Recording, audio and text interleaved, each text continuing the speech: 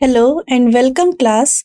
So last class में हम thermodynamics से पढ़ रहे थे अबाउट क्वासी स्टैटिक प्रोसेस और आज की क्लास में हम थर्मोडायनेमिक प्रोसेस को कंटिन्यू करेंगे। सो आज की क्लास स्टार्ट करते हैं। तो आज की क्लास में हम बात करेंगे दूसरे डिफरेंट प्रोसेसेस के बारे में, isothermal, adiabatic, isobaric and isochoric process, and कैसे ये एक साइक्लिक प्रोसेस बन जाते हैं, उन सबको हम डिस्कस करेंगे आज की क्लास में। सबसे पहले हम समझते हैं कि आइसोथर्मल प्रोसेस क्या होता है। जैसा कि मैंने बताया था कि थर्मल मतलब टेम्परेचर होता है, एंड जहां भी आइसो वर्ड यूज हो रखा है उसका मतलब होता है कांस्टेंट। तो वो प्रोसेसेस जो कांस्टेंट टेम्परेचर पे होते हैं या फिर किसी फिक्स्ड टेम्परेचर में होते हैं, तो ऐसे प्रोसेसेस को बोलते हैं आइसोथर्मल प्रोसेस।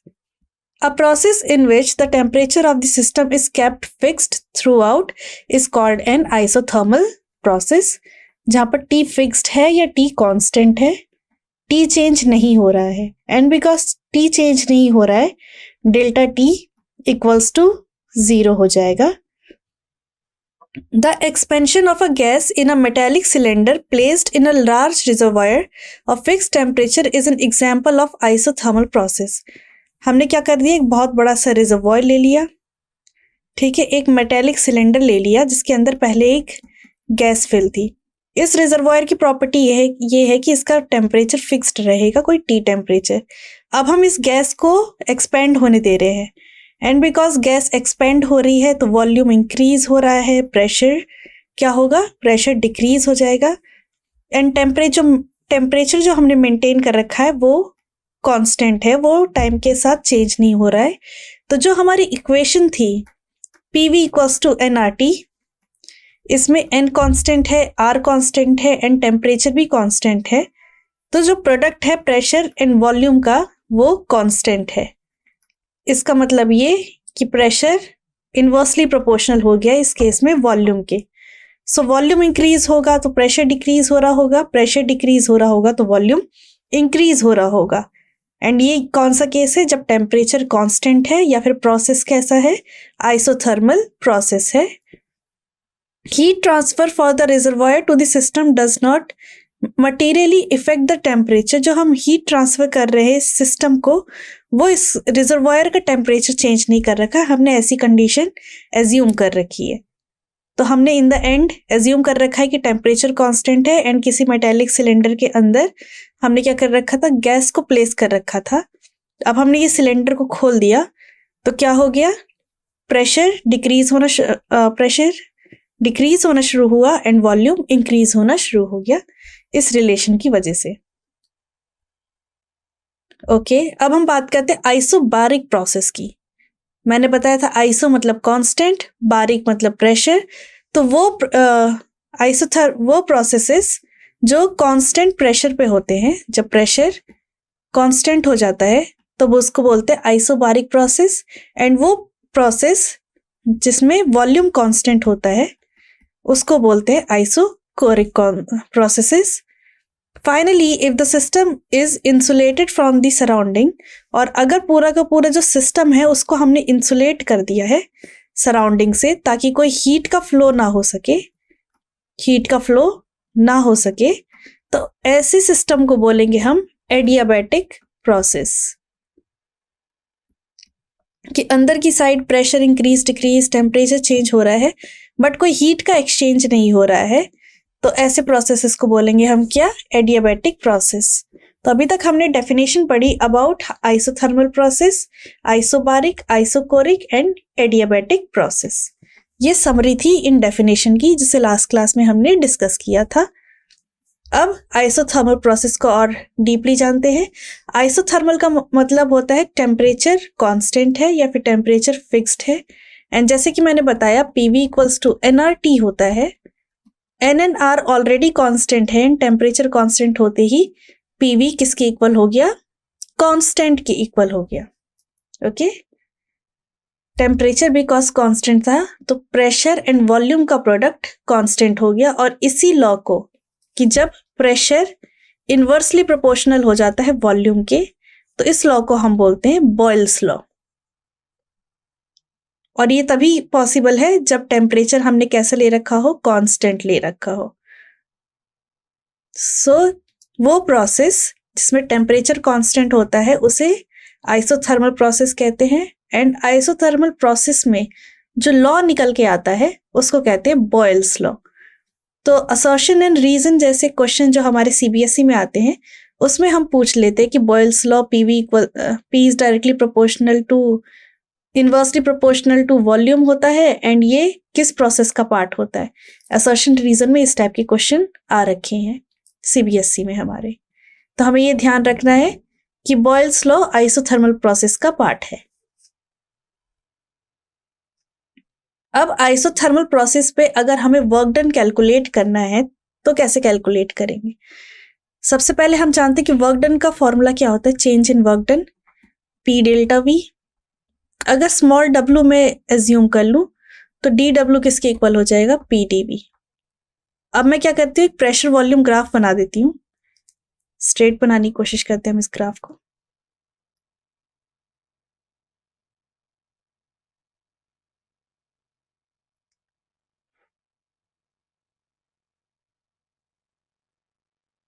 एक्स एक्सिस पे हमारा वॉल्यूम है, वाई एक्सिस पे हमारा प्रेशर है।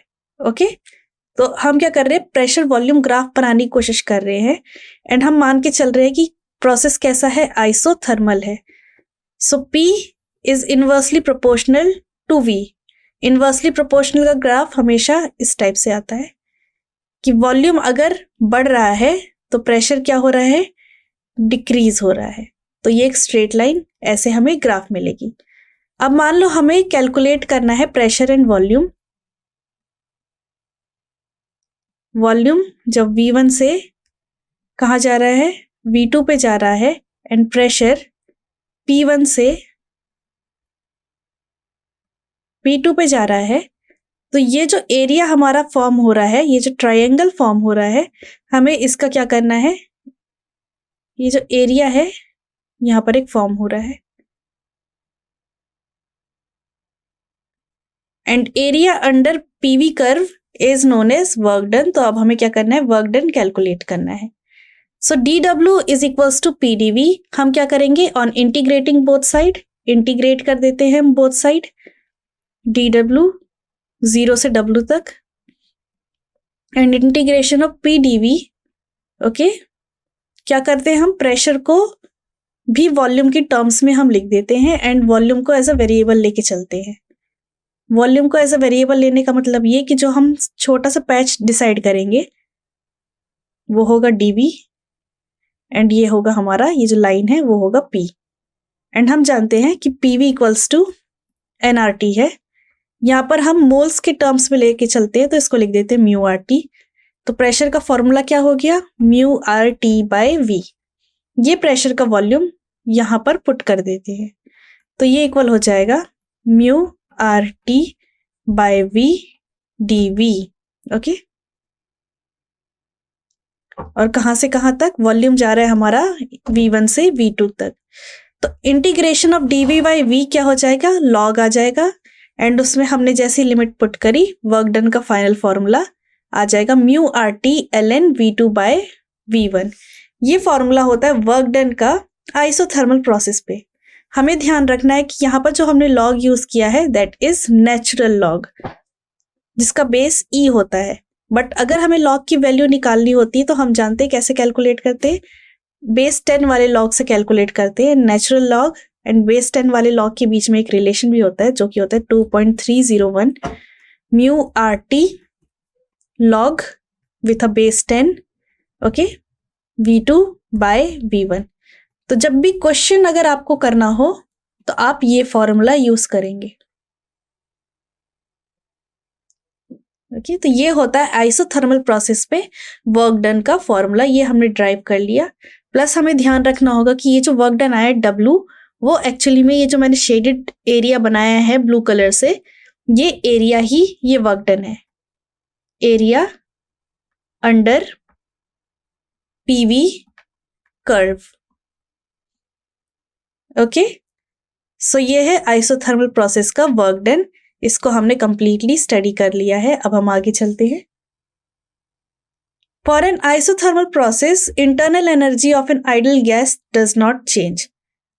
किसी भी आइसोथर्मल प्रोसेस में बिकॉज टेम्परेचर कांस्टेंट होता है तो डेल्टा यू जो है वो 0 हो जाता है। ये हमें ध्यान रखना है आइसोथर्मल प्रोसेस के लिए।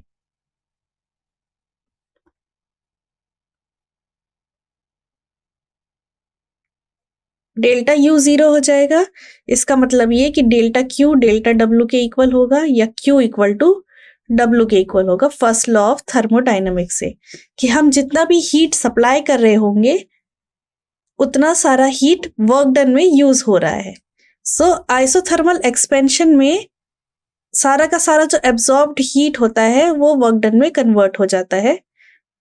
इन आइसोथर्मल कंप्रेशन सारा का सारा work done on the gas by the environment and heat is release. जब हम गैसेस को कंप्रेस करते हैं आइसोथर्मली तो क्या होता है, सारा का सारा वर्क डन हीट में कन्वर्ट हो जाता है एंड वो रिलीज हो जाता है। कुछ भी इंटरनल एनर्जी को चेंज नहीं करता है बिकॉज आइसोथर्मल प्रोसेस में इंटरनल एनर्जी क्या होती है, चेंज इन इंटरनल एनर्जी 0 होती है। आगे चलते हैं। अब हम आ जाते हैं अपने दूसरे प्रोसेस जो कि है एडियाबैटिक प्रोसेस। एडियाबैटिक प्रोसेस मतलब क्या, कि चेंज इन हीट 0 हो। ये हमारे पास एक सिस्टम है एंड सिस्टम को हमने क्या कर दिया, सराउंड कर दिया है किसी इंसुलेटेड मटेरियल से। तो जितनी भी हीट है इस सिस्टम में उसमें कोई चेंज नहीं आ रहा है, हीट कांस्टेंट है, हीट हमारी कांस्टेंट है। तो इस सिस्टम के अंदर जो भी प्रोसेसेस हो रहे होंगे वो कांस्टेंट हीट पे हो रहे होंगे। तो इसी प्रोसेस को बोलते हैं adiabatic process. No heat is exchanged between system and the surrounding. इसकी वजह से क्या होता है, अगर हीट एक्सचेंज नहीं हो रहा होता है तो जैसा कि हम जानते हैं delta Q equals to delta U plus delta W होता है। डेल्टा क्यू हमारा 0 हो गया, तो इस प्रोसेस में जो हमारी इंटरनल एनर्जी होती है delta U minus delta W की इक्वल हो जाती है एंड जो हमारी इंटरनल एनर्जी हो जाती है उसका चेंज कांस्टेंट हो जाता है। अब एडियाबैटिक प्रोसेस के लिए जो रिलेशन होता है प्रेशर एंड वॉल्यूम का वो ये नहीं होता, PV equals to NRT applicable नहीं होता। ओके, इसके लिए जो एप्लीकेबल होता है फॉर्मूला आइडियल गैस के लिए वो होता है PV raise to the power gamma equals to constant. ठीक है, PV की power gamma equal to constant, ये एडियाबैटिक के लिए होता है। तो अगर मान लो किसी एक सिस्टम का प्रेशर P1 है, किसी एक सिस्टम का वॉल्यूम V1 है, तो P1 V1 गामा इक्वल हो जाएगा P2 V2 गामा के। ओके, जहां पर ये जो गामा है ये रेशो होता है constant pressure divided bye constant volume.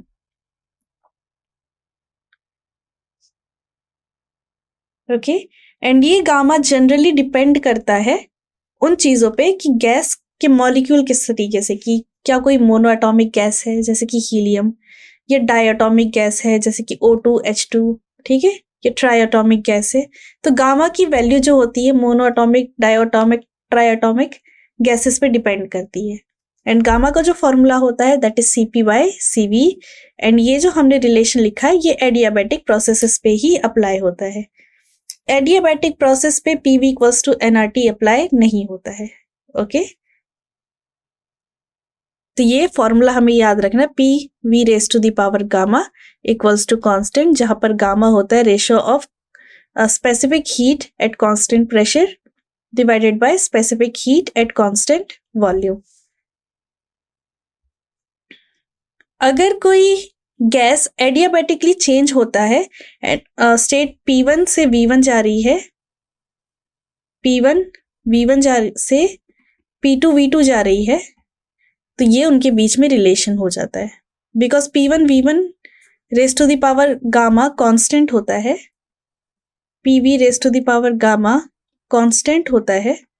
ये सिंबल गामा का है, स्मॉल गामा, ग्रीक लेटर है ये। Okay, PV raise to the power gamma constant होता है तो हम कितना भी प्रेशर वॉल्यूम के हमें पॉइंट्स मिलते जाए वो सारे के सारे एक दूसरे के इक्वल होते चले जाएंगे। मेरा कहने का मतलब ये कि P1 V1 gamma, P2 V2 gamma equals to P3 V3 gamma. Okay, सारे के सारे पॉइंट्स जो जितने भी इंटरमीडिएट पॉइंट होंगे वो सब एक दूसरे के इक्वल होते जाएंगे। तो अब हम आगे चलते हैं। अब अगर हमें वर्क डन कैलकुलेट करना हो एडियाबैटिक प्रोसेस में तो वो कैसे कैलकुलेट करेंगे? ओके, तो हम जानते हैं कि वर्क डन का फॉर्मूला क्या होता है, dW PdV के बराबर होता है, करेक्ट। एंड एडियाबैटिक प्रोसेस में PV raise to the power gamma constant होता है, ये भी हमें पता है। Okay,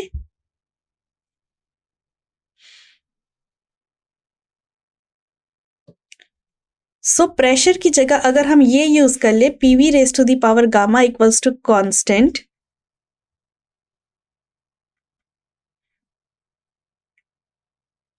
divided by V raised to the power gamma. So dW will be equals to कोई constant into dV divided by या फिर मल्टीप्लाई में V raised to the power minus gamma. Okay, या फिर इक्वल हो जाता है, इंटीग्रेट कर दे ऑन बोथ साइड तो ये हो जाएगा, वॉल्यूम के टर्म्स में रिलेशन आ जाएगा इसका 1 minus gamma. Okay, V raise to the power 1 minus gamma and यहाँ पर कांस्टेंट आ जाएगा विथ V2 माइनस V1। इसको मैं फिर से लिख देती हूँ, अगर वॉल्यूम V1 से V2 जा रहा है तो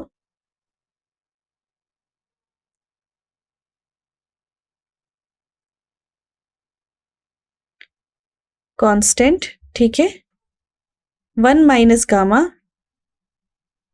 V2 gamma minus V1 gamma. And हम यहाँ पर वॉल्यूम को लिख सकते हैं, क्या लिख सकते हैं, PV इक्वल्स टू nRT से वॉल्यूम को हम किसकी टर्म्स में लिख सकते हैं, टेम्परेचर की टर्म्स में लिख सकते हैं,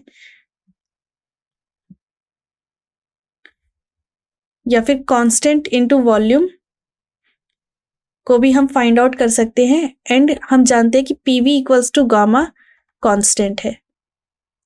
ओके, तो वॉल्यूम को इस रिलेशन से रिप्लेस कर सकते हैं, इस रिलेशन से nRT by P raise to the power gamma constant हो जाएगा, या फिर P raise to the power 1 minus gamma T raise to the power gamma constant हो जाएगा। तो ये हमारे पास एक दूसरा रिलेशन आ गया।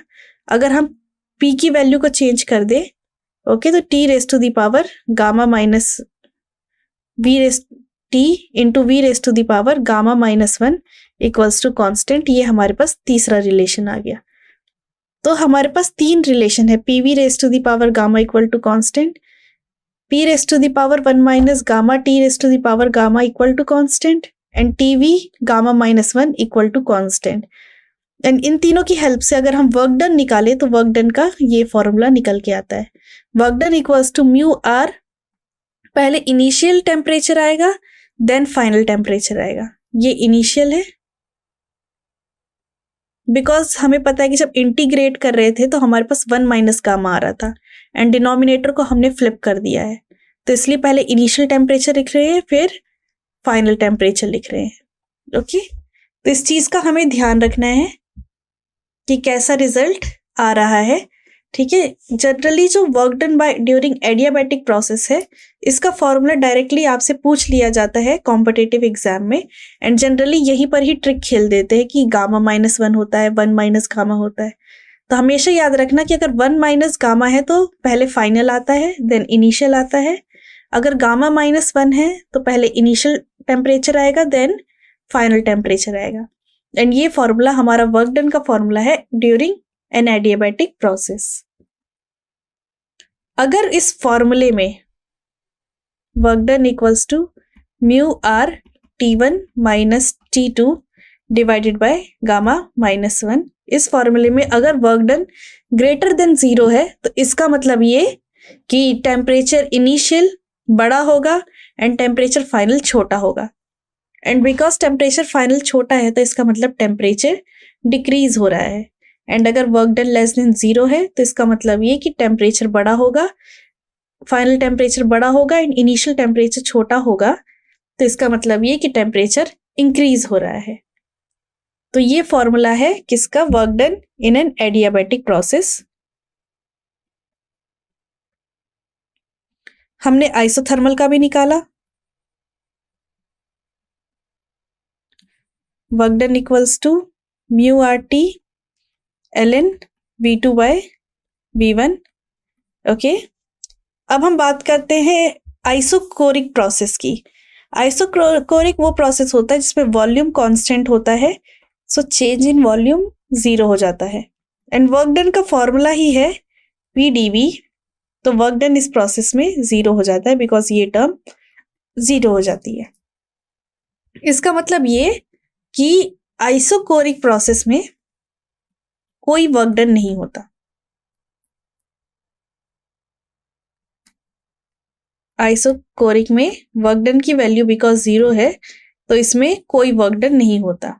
इन an isochoric process volume is constant, no work is done on or by the gas. ठीक है, कोई भी वर्क डन नहीं हो रहा होता गैस का। जितनी भी हीट दी जाती है, the heat absorbed bye the gas क्या करती है, खाली उसकी इंटरनल एनर्जी को चेंज कर रही होती है। Because first law of thermodynamics से dq equals to delta U plus delta W. Delta W 0 हो जाता है आइसोकोरिक प्रोसेस में, so delta Q will be equal to delta you.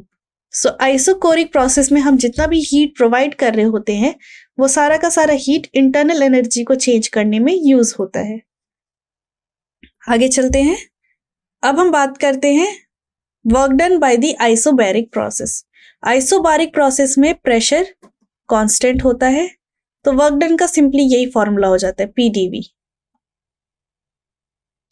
And अगर वॉल्यूम को टेम्परेचर की टर्म्स में चेंज करें इस इक्वेशन से, PV equals to mu R T से। ओके, तो ये इसका सेकेंड फॉर्मूला बन जाता है। तो अभी तक हमने चारों की चारों प्रोसेसेस का वर्क डन कैलकुलेट कर लिया है।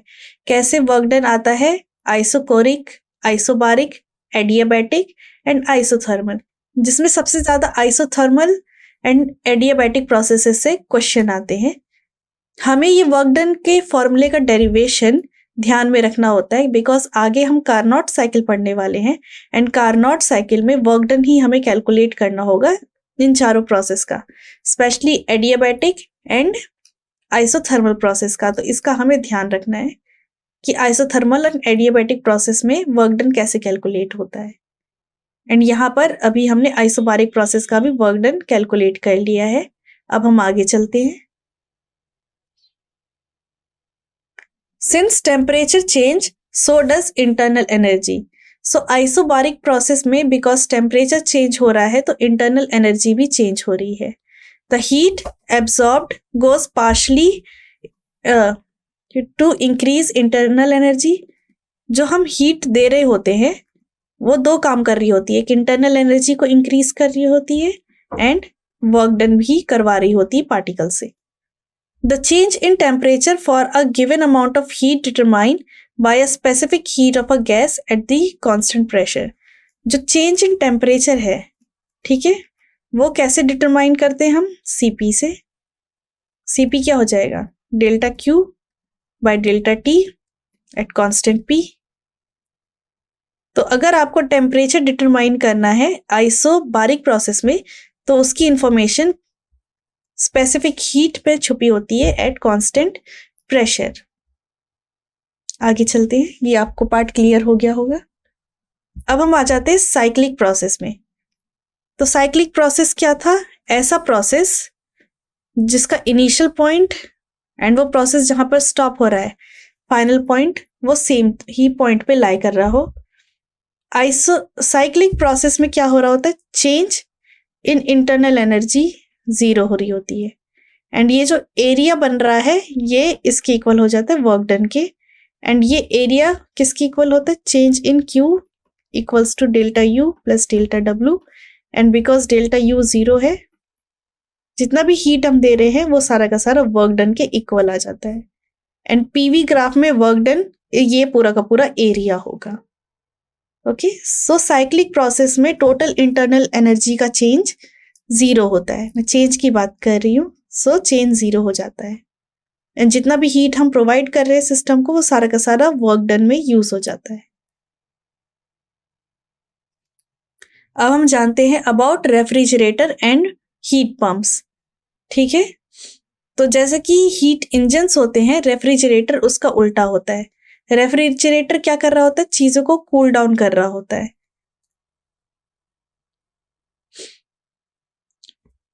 The working substance extract Q2 heat from the colder reservoir and temperature T2।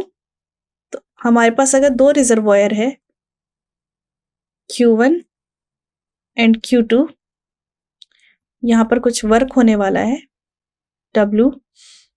तो जो रेफ्रिजरेटर है वो क्या करता है, वो Q2 से हीट को लेता है from the cold reservoir at the temperature T2। यहाँ पर अगर टेम्परेचर T2 है एंड यहाँ पर टेम्परेचर T1 है, Q2 से हीट लेता है, कुछ वर्क करता है एंड वो हीट क्या करता है Q1 पे ट्रांसफर कर देता है जो कि T1 टेम्परेचर पे है।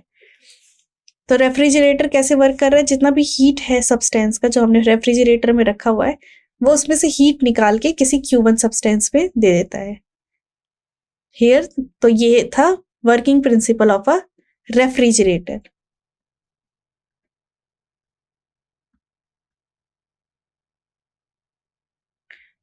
आज की क्लास में हमने थर्मोडायनेमिक्स के 4 प्रोसेसेस के बारे में पढ़ा एंड हमने क्या किया, उन चारों प्रोसेसेस के वर्क डन को कैलकुलेट किया, जिसमें हमारा आइसोकोरिक का जो वर्क डन था वो 0 के इक्वल आया। आइसोबारिक का जो वर्क डन था वो किसके इक्वल था, PdV के इक्वल था। एडियाबैटिक एंड आइसोथर्मल का जो वर्क डन था उसको हमने पूरा कैलकुलेशन किया एंड आइसोथर्मल का वर्क डन हमने निकाला mu RT ln V2 by V1, जहां पर V2 फाइनल वॉल्यूम है एंड V1 इनिशियल वॉल्यूम है। एंड एडियाबैटिक का हमने वर्क डन निकाला था वो किसके इक्वल था, mu R T1 minus T2 divided by gamma minus 1, जिसमें मैंने एक्सप्लेन किया था कि अगर डिनोमिनेटर में गामा माइनस 1 लिखा है तो T1 क्या होगा, इनिशियल टेम्परेचर होगा एंड अगर डिनोमिनेटर में 1 माइनस गामा लिखा है तो जो पहला टेम्परेचर लिखा होगा वो फाइनल टेम्परेचर लिखा होगा। आइसोबारिक से डायरेक्ट क्वेश्चन आ जाते हैं, डायरेक्टली उसका पूछ लेते हैं कि वर्क डन क्या होता है, उसका फॉर्मूला टिक करो कि कौन सा ऑप्शन करेक्ट है, तो उसमें हमें ध्यान रखना होता है। आइसोथर्मल प्रोसेस का जो हमने वर्क डन निकाला था वो अब आगे यूज होने वाला है कैलकुलेशन में ऑफ द कार्नोट इंजन की एफिशिएंसी। तो इसको हम नेक्स्ट क्लास में डिस्कस करेंगे। आई होप आपको आज की क्लास क्लियर होगी। अब हम नेक्स्ट क्लास में मिलते हैं। Thank you.